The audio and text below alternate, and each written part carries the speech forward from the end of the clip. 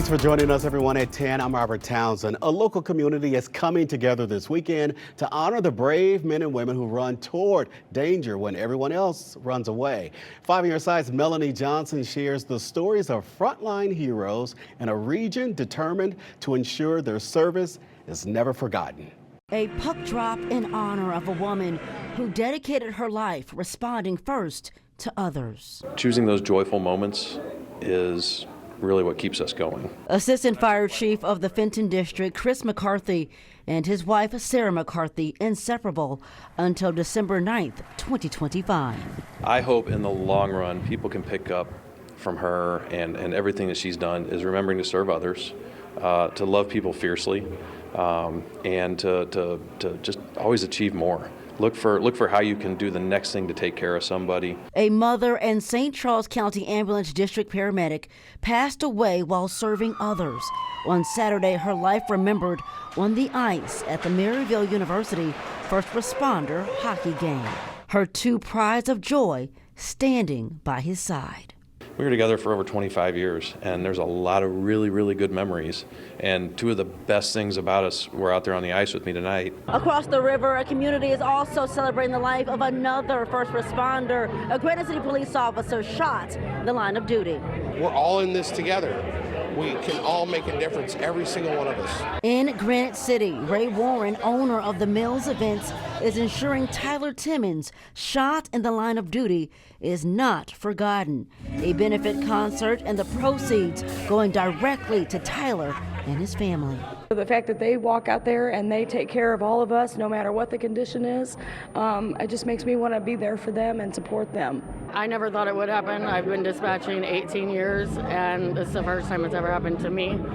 And it's really sad, but seeing all the support for him and our department means a lot. For the man who hired Tyler on the force, he's thankful for his life in the midst of devastation. He's that kid that's always got a big smile on his face. He's always happy, and he just kind of brings the entire room up. Two first responders putting their lives on the line for the work they love and the ultimate sacrifice. I miss her, and I love her dearly. Melanie Johnson, 5 on your side. So nice to see the community rallying around those responders. Melanie, thanks. Lieutenant McCarthy continued helping others even after her death by becoming an organ donor. Now, proceeds from tonight's game were given to Backstoppers in her honor. Those who would like to support injured Officer Tyler Timmons are encouraged to donate to the Granite City Police Department. A judge recently ruled the St. Louis Board of Aldermen and its president, Megan Green, no longer have legal standing in the fight to pick the next sheriff. Missouri state officials, Mayor Kara Spencer and the board have clashed over who can actually replace Alfred Montgomery. Now neither Green nor the board as a whole will have representation in the courtroom when the quo warranto order to kick Montgomery out of office is finalized and arguments are made to pick his replacement. For now, though, former police chief John Hayden will stay on as interim sheriff. Well, those mild spring-like January days we enjoyed this week are over. Meteorologist Lance Blocker, what do you have to say about this forecast? Yeah, it's going to be a chilly one. We're starting out that way right now. Across the region, the winds have picked up upwards of 15 to 20 miles per hour. Some gusts over 30. That's thanks to a cold front that's moving through at this hour. You can see a little bit of light sprinkle here. Matter of fact, a little bit of light snow showing up there on radar. But most locations staying dry. That's what we expected as that front moved on through our area. You can see some heavier snow way off to our northeast. We're not going to get really any of that at this point. Drier air in place for us, again, with temperatures in the 30s widespread. Those will continue to fall. 37 for us here in downtown right now. Scott Air Force Base checking out an even 40. St. Charles at 35. The cooler air will continue overnight tonight. Temperatures dropping down into the mid-20s. A few flurries at best are possible, meaning most of us won't see it. Besides, it's now into the late night hours. Most of us will be inside. That front will be well down to our south tomorrow morning with colder air as well. Wind chill values in the teens, but we do have a brief warm up and then the chance for some rain next week. I've got your full forecast coming up. Thanks, Lance. And because of this cold weather right now, emergency shelters are open in St. Louis. Shelters have been accepting people at the walk-up shelters on your screen since 6 tonight. Today's code blue activation increased the number of open beds to 365. These additional beds will be available until tomorrow night. Now, if you need help getting transportation to a shelter at any time, you can call the United Way at 211. You can also text the word warming to 314-425-5355 for more information on warming shelters near you. This afternoon in St. Louis County, some lucky fans got the opportunity of a lifetime to meet Alyssa Liu. Now, it happened at the Walmart in Maplewood. Fans got to pose for a few photos with Liu, and some were even lucky enough to get her autograph. 5 on your side, of course, is your home for the Milan Winter Olympics. Right now, we have several specials streaming on our free 5+ app. Sports reporter Corey Miller will give you all the daily reports on the big games live from Italy beginning on February 6th. Nationwide protests erupt after an ICE agent's deadly encounter in Minneapolis. New video claims self-defense, but tonight, critics are questioning the investigation. These agents do not know how to police. Plus, our area is celebrating a new direct flight to paradise. How the new route makes escaping winter easier than ever. It's a chilly start today. Tomorrow with temperatures in the 20s, wind chill values in the teens. But we do warm up next week. I've got your full forecast next. Tonight, the music world is mourning the death of guitarist, singer, and Grateful Dead founding member Bob Weir. Weir's passing was announced today in a statement on his Instagram page. The statement says he died surrounded by loved ones after succumbing to underlying lung issues. Weir joined Grateful Dead in 1965 at just 17 years old. He was best known for being the writer and voice behind the band's hit songs Sugar Magnolia, One More Saturday Night, and Mexicali Blues. Bob Weir was 78 years old. Tonight, the U.S. Central Command released new video showing another wave of attacks against ISIS in Syria. It shows jets launching several missile attacks in the region. Now, U.S. officials say more than 35 targets were hit. They say the strikes are part of an ongoing commitment to protect Americans and allies in the region. This marks the second U.S. attack on targets in Syria since an ISIS ambush killed 2 American soldiers and a civilian interpreter last month.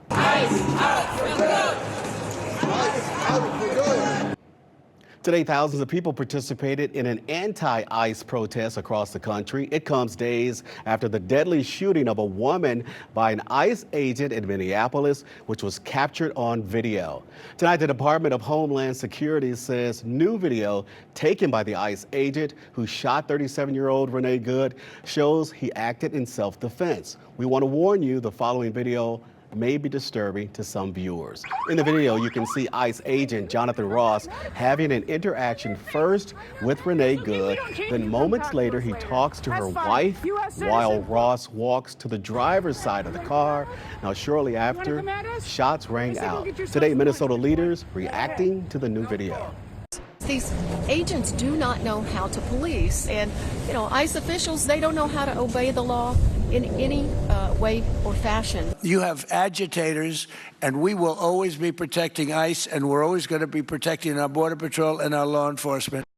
Meanwhile, tonight, there's also growing outrage over the unusual decision by the Department of Justice to exclude Minnesota investigators from helping with the case. Right now, only federal agencies, including the FBI, are leading the deadly shooting investigation. Still ahead, why 2 popular St. Louis businesses are calling it quits. A big win for St. Louisans looking to escape winter. Alaska Airlines just launched its new nonstop service from St. Louis to Puerto Vallarta. We know that the first flight left off today from St. Louis Lambert International Airport, making its way on over to Mexico's Pacific coast. Puerto Vallarta is incredible when it comes to its waterfront, resorts, growing industry over there. And so this is going to be a really nice option if you're looking to avoid those stops on the way, making those connections. And it is putting St. Louis in the spotlight when it comes to international travel. Lots of folks excited about that. Tonight was the final night to visit two popular restaurants in the Del Mar Maker District. Steve's Hot Dogs and The Fountain on Del Mar officially closed their doors tonight. Both businesses took a hit after the May 16th tornado and struggled to recover ever since. Owners tell us rising costs, changing spending habits, and less foot traffic made it much harder to stay afloat. Turning out our weather, those warm January days, again, we enjoyed them this week, but they're long gone tonight. Meteorologist Lance Blocker is here with our full forecast. Hey, Lance. Hey, Robert. Yeah, we had two cold fronts move through over the past 24 hours. That's what's bringing in that colder air for us. Conditions are quiet now. Some wind, though, some clouds, a little bit isolated drizzle, but nothing too bad. Wind gusts up to about 25 right now. They were over 40 miles per hour earlier.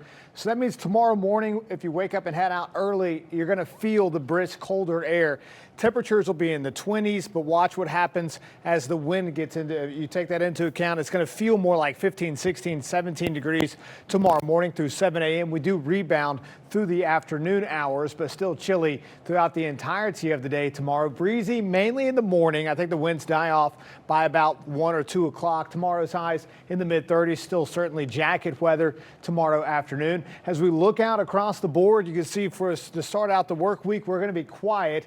Temperatures back in the 50s both Monday and Tuesday. Then we get a cold front that slides through Wednesday. That means isolated showers for us, nothing too widespread. Another front arrives. This is going to be back by Thursday. It's a different type of setup. We could see some post-frontal snow.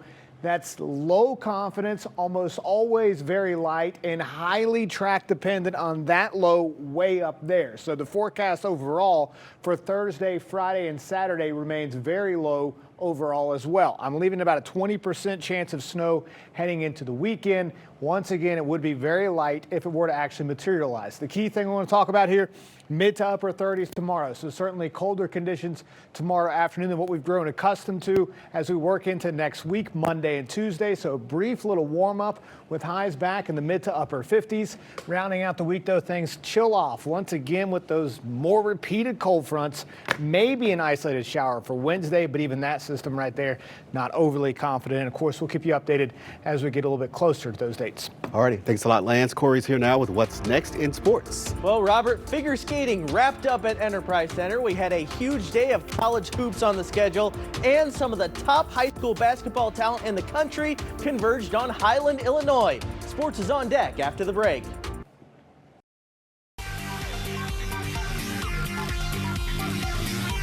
This 5 on Your Side Sports Report is sponsored by FanDuel Sportsbook.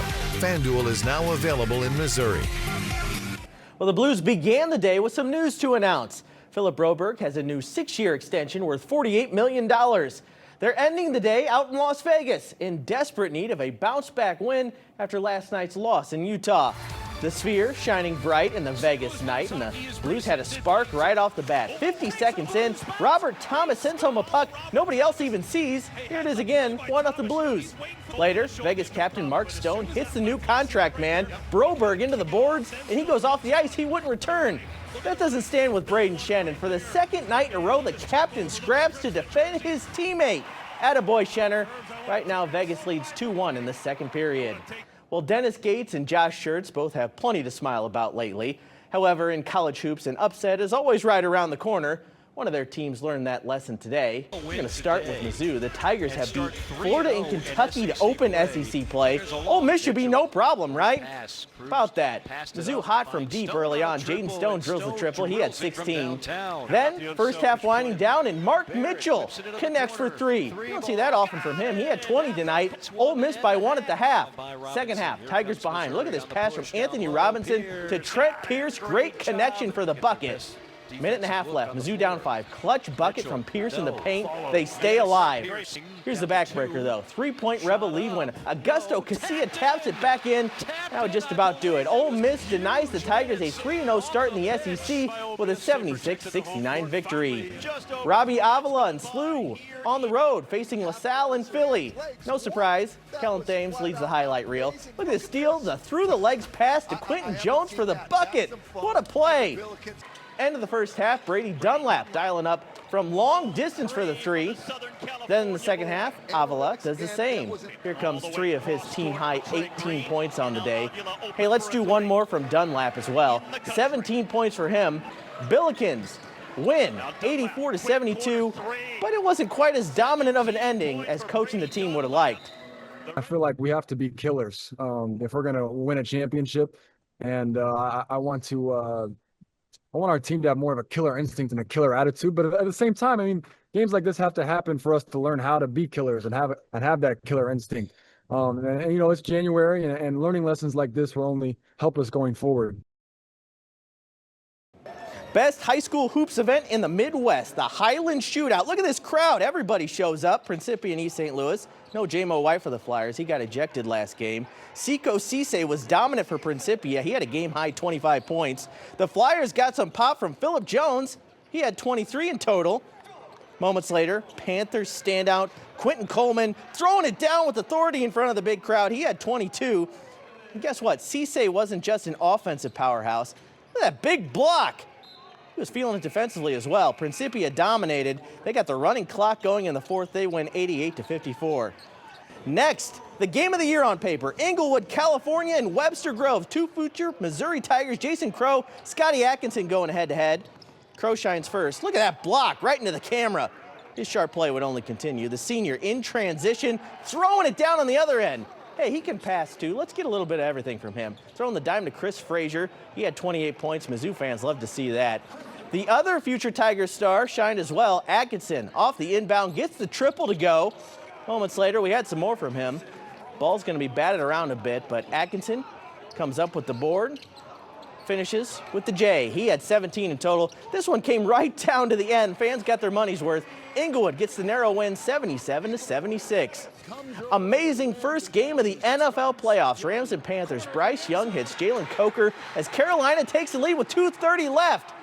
But that's too much time for Matt Stafford. He finds Colby Parkinson, who makes a tremendous catch for a touchdown, and the Rams take the lead back.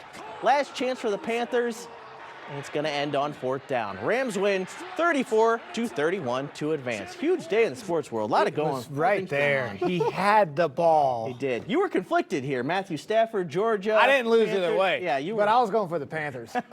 But my boy Matt Stafford came through in the clutch. Yeah. Do you have a quick final look at our weather? Yes, we do. Let's go ahead and check it out real quickly here. Again, tonight it's cold. Tomorrow it's cold. Monday and Tuesday less cold.